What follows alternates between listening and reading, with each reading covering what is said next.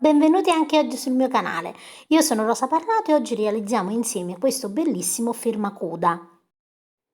Per realizzarlo ci occorrerà del velluto, io uso quello della Filati 3 Sfere, un uncinetto numero 7 e un elastico per capelli.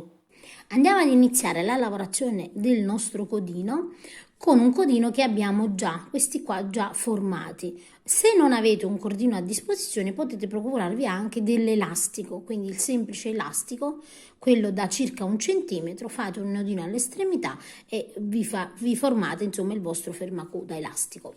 A questo punto prendiamo il nostro filo di velluto, io uso quello della Filati 3 Sfere, e realizzo, vedete, un doppio nodo in questa maniera qui. Lascio la codina per dopo.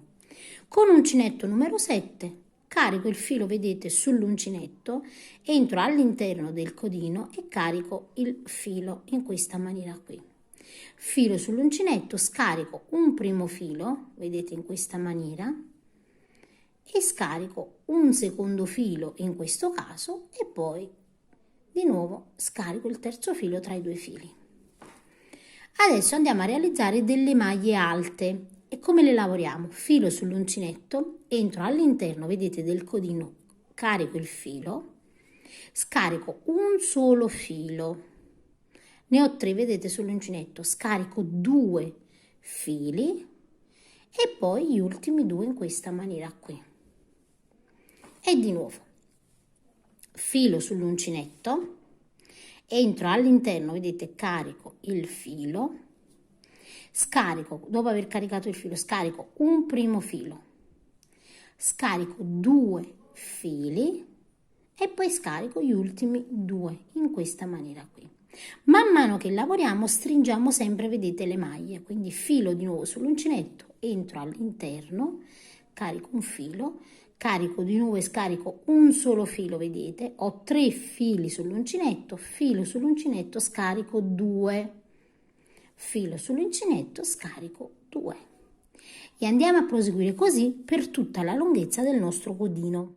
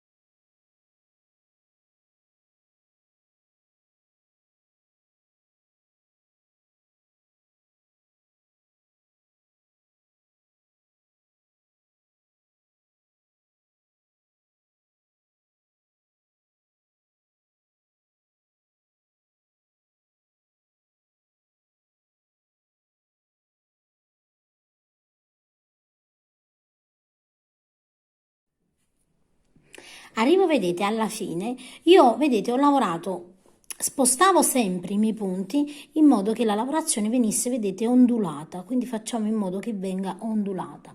Vado a realizzare un ultimo punto in questa maniera qui, vedete, quindi realizziamo l'ultimo punto facendo sempre, allargando un pochino la lavorazione.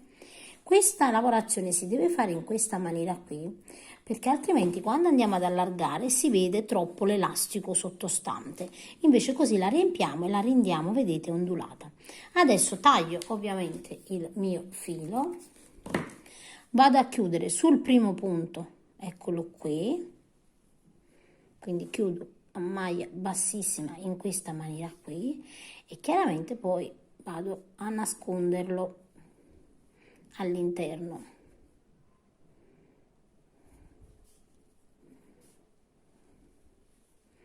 Faccio in modo, vedete, che tra la lavorazione io me lo porti praticamente, vedete, dove ho l'altro filo giù in questa maniera, quindi lo vado a scendere un pochino tra le maglie, che non si deve vedere ovviamente, deve essere sempre sceso in maniera nascosta. Faccio un nodino, vedete qui, ovviamente facciamo sempre attenzione e poi tagliamo.